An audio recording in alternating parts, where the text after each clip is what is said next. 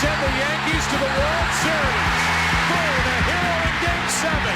Clemens has set a major league record for strikeouts in a game. Derek Jeter with one of the most unbelievable plays you will ever see by a shortstop. Red Sox fans have longed to hear it. The Boston Red Sox are world champions.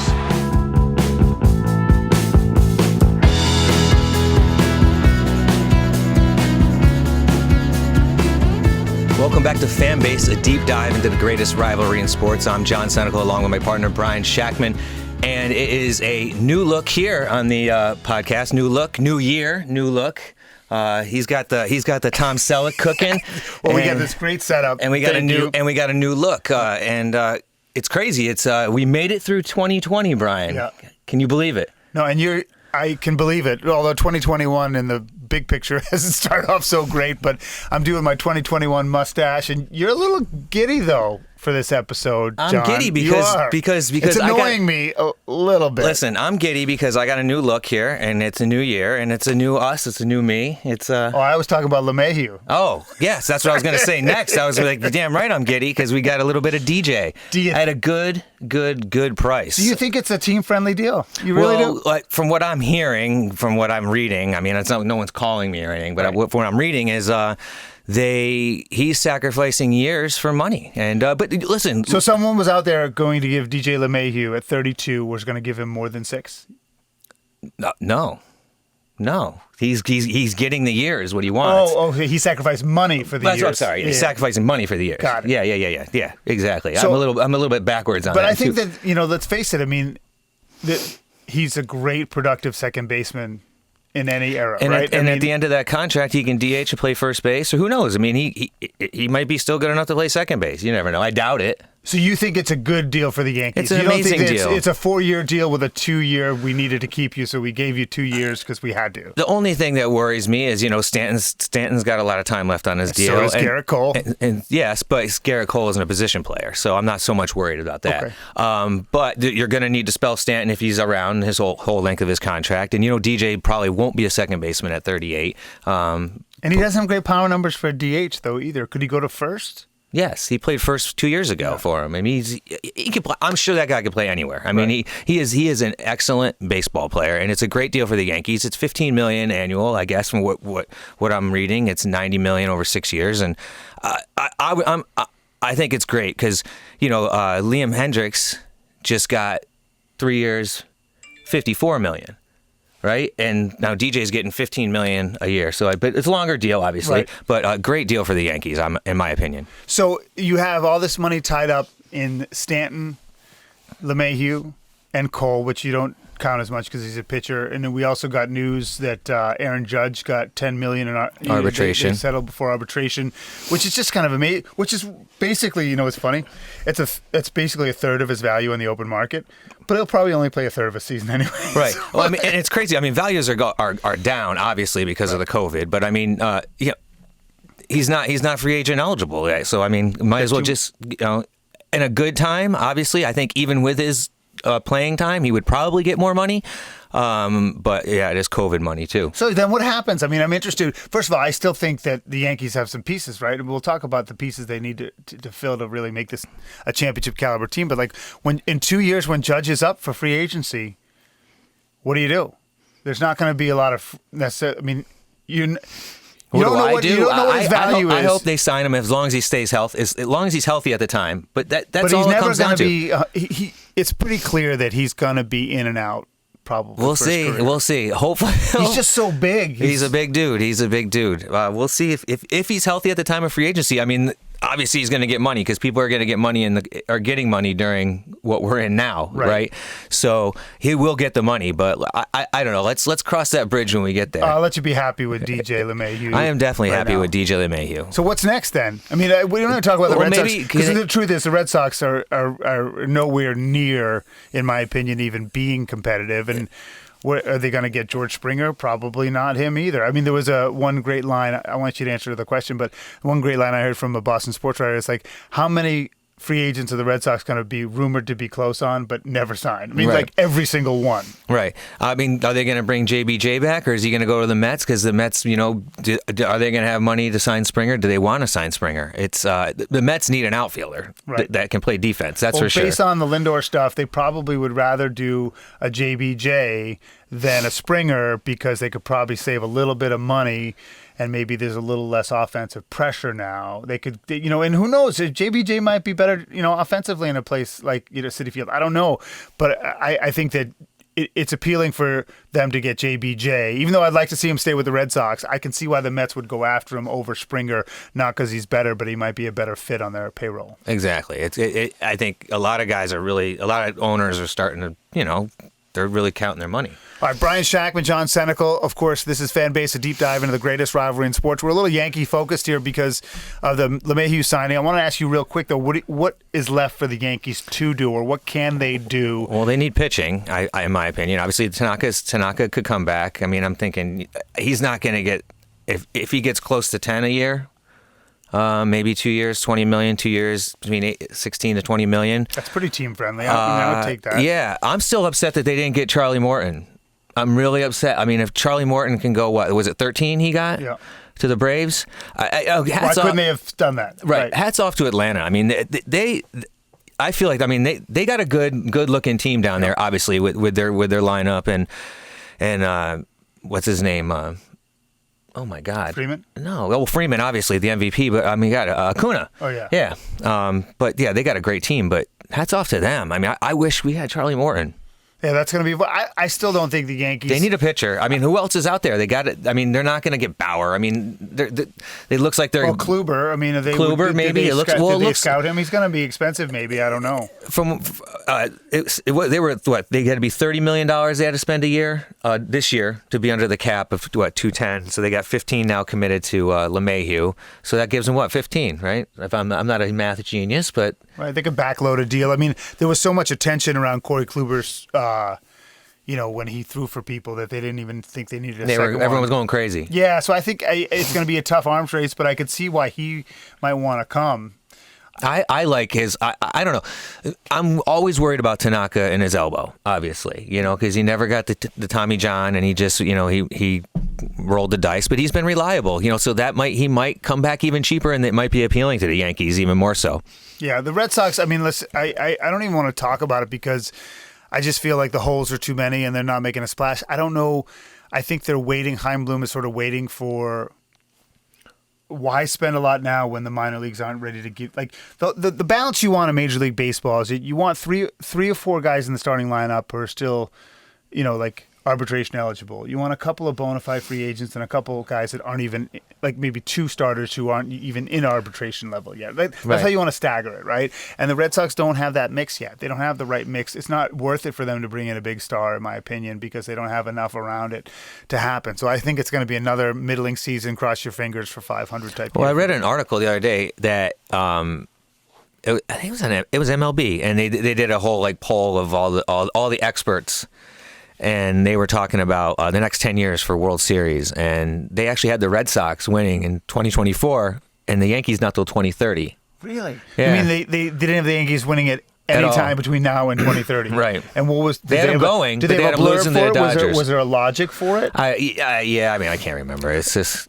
I was really shocked, though, that they had the Yankees that far out, but going a couple times with the Dodgers, but the Red Sox winning in 2024. So it sounds like from a lot of people, I want to get to the Hall of Fame in a second, the Dodgers have, the Atlanta Braves are being an interesting foil, but the Dodgers have a chance for a little mini dynasty run. Yeah, they have a very good team, good pitching, and they have money to spend. It's going to be interesting to see what happens if they bring Turner back.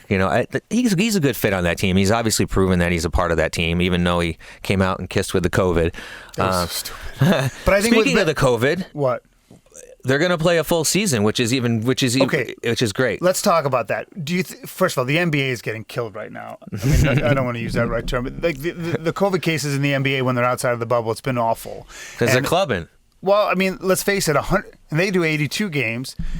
Baseball plays it virtually every day, and they have twice the roster, right? So there's just twice the amount of opportunity for mistakes. Now, the good part of it is we're getting toward the end of the pandemic. Right. And so my thinking in terms of baseball, and this is all spitballing, but, from talking, my wife's in education and I talked to a lot, our parents are older.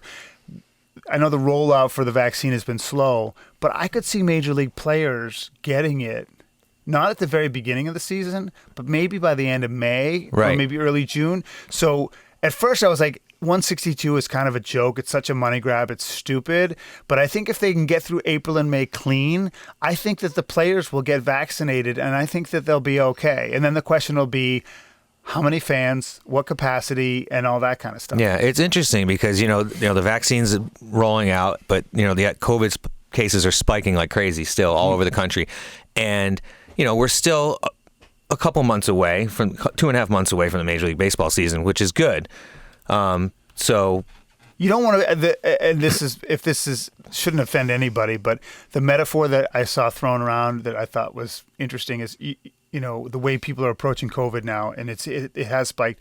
You don't want to be the last guy killed in Vietnam. Like, the war's over, and just have to go out on a mission and die for a cause is already over. It would be heartbreaking. But the people are getting sick and dying now. It's tragic because we're so close to the end. So I thought it was a little cavalier for baseball to go ahead with it. Maybe, because I think they should have started the season later and gone for like 154, 144 type thing. Yeah. But we talked about this. It might have been 2 episodes ago. It's the whole thing about the whole season. It's the got to do numbers. the numbers. Yeah. It's the baseball's and numbers. I agree with that. I want 162. I think it's tough with the way the calendar is set up on COVID. Like, I think starting June 1, they would never start that late. But I think it's from June on.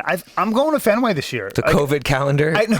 That's right. There's a meteorological calendar. There's the actual calendar. There's a COVID calendar. And then there's a farmer's almanac. I'm going to Fenway this year. I don't know when it'll be. There will be fans. There will be fans in the stands this year. I mean, there was fans in the stands last year. I know. Not in Fenway. Though. No, not at Fenway, but in Texas. Here's the segue. When I go to Fenway, will there be a special ceremony before a game congratulating congratulating Kurt Schilling for making the Hall of Fame? That's an interesting question. I mean, he's definitely trending up. He's been trending up the last 2 years, so he's close. Well, and the vote was before. He said some politically some difficult things on social media after the riot at the Capitol. But I'm surprised. It's not supposed to be about personality. It's supposed to be about the baseball. But that's not true. You know that. I know. And he's really, and forget about politics. We don't get involved in politics here, but he is definitely out there. I do think it hurts him. I think that his overall numbers aren't necessarily Hall of Fame worthy, but I think that in combination with his postseason numbers and World Series with 2 different teams and the bloody sock mythology, I don't love the man, but I do think he deserves it. And in fact, I would argue, even though he's not as good a pitcher, I would argue he might deserve it more than Clemens, because I think Clemens, and this is where are we tossing aside all the BS and just going with numbers? No, I'm just saying that and again, I know you disagree. I'm pretty sure you disagree. I think Clemens and Bonds disgraced the game. Now, do they belong in the Hall of Fame as players? Absolutely. I mean, it's a silly thing. But I always say this. I bring up my Nick Saban, my Lance Armstrong, all the people as a member of the media who have lied to me, right, who've looked me in the eye and lied to me. I never really have a chance. Nick Saban, when he was in Miami and that reporter asked him if he was going to Alabama and he undressed her. Yeah. Roy Williams, when he was at Kansas and Bonnie Bernstein asked him on the court if he was going to North Carolina and he undressed her. And then you have somebody like Lance Armstrong who lied and lied. Clemens, who threw McNamee under the bus and lied and lied. I don't. Right. To me, that is a disgrace. So I know people say I should separate. Why am I separating the man? It's a different ball Schilling? game. Schilling It is a different ball game. Right. He didn't disgrace the game. He disgraced himself more than anything. Yeah, he's really, a lot of people don't respect him, and he doesn't look like he takes very good care of himself. And isn't it amazing that it seems like it happens to a lot of Major League Baseball players? Like after they leave, like within 10 years, they get all like sloppy. Yeah, I think it's because they work so hard at it while they're in. They're finally just like, I'm just gonna let go. I think, and then they have all that money and they don't have to. Cheeseburgers. And there's no one sort of making them do it or steering them in the right direction. They're not being fed by the chef. They're not being massaged. You don't by have to the be guy. accountable for anything. There's no strength coach telling them what to Right. do. And listen, if I had $50 million in the bank, I probably would slack off. Speaking a of little that, bit. are you gonna play Mega Millions or when it's yeah. Mega Millions is tonight, right? Yeah, you're dating yourself on the podcast. I don't care if I win $890 million. All right, this is my favorite lottery game. Since I want you to answer the question real quick. Let's do the lottery game quick. Here's the game I'll play. I'm gonna get a quick pick for both. And if Wait, go back to the Hall of Fame real quick. Is he the only one that gets in? Who, Schilling? Schilling. None of the Veterans Committee stuff. I'm just talking straight There up. was one guy who did his ballot and voted for nobody but Jeff Kent. Really? Jeff Kent and his motorcycle? I loved it. I think the only one I think should go in would be Kent. I think everyone else, I think the Hall of Fame in baseball is supposed to be a real aspirational thing, and all the other players are great. I just don't think they deserve it, and I think that Clemens and Bonds deserve it, but they don't. If I had a vote, they wouldn't get my Clemens vote. and Bonds definitely deserve it. The numbers are there, but they like you said, we've been over this, but it's a great conversation. It is. So we'll go back to the lottery. I'm going to get a quick pick for Mega Millions and a quick pick for Powerball. And if I win, what do you want? And then I get to answer the same thing. What do I want? Yeah, well, I'll get you something. You're going to buy me one thing? Yeah. Like you can't within reason. Like I'm not going to buy you a house in Malibu. You just won $800-something million. No, but it's within reason. I do the calculation. After taxes. It's like $250 million after taxes. Really? After everything's said and done? So. And you're gonna put me within reason? No. Like I'm not gonna ask for well, tell me what you want. I'll tell you if I'll get it for you. What do you want? You want a new truck? Yes, I want a brand new truck of my choice. Any pickup, not like monster truck. Right. Yeah, within reason. Okay. A truck within reason. Deal. Let's do a COVID handshake. Yeah. What do I want? I want you to pay for my bathrooms to be remodeled. Your bathrooms to be remodeled? Yeah. How many bathrooms do you have? 1/2 and 2 full. All right, that's within reason. I mean, I think that's about the same as a Denali. You know what we should do? We should take the numbers of all the people we talked about and play those numbers. Schilling, Bonds, Clemens. DJ, JBJ, Springer. How many of that? We have 5 and a Powerball, right?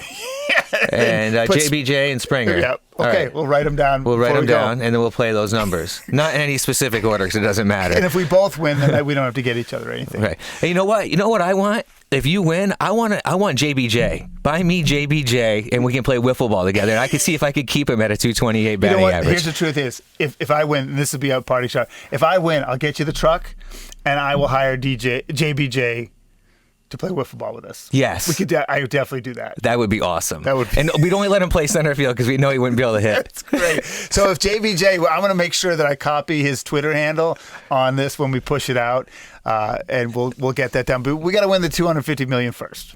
$250 million. It sounds so petty when they flash it all in front of your face, all that big money, and then all you're going to get is $250 million. I always think of it. This is the last thing because I thought about this. Like, what if I won it? So $750 million really is like $250 million. But think about it. Would you sign a 1-year, $250 million contract? Absolutely. Yeah, I'll take it. Absolutely. Dream big.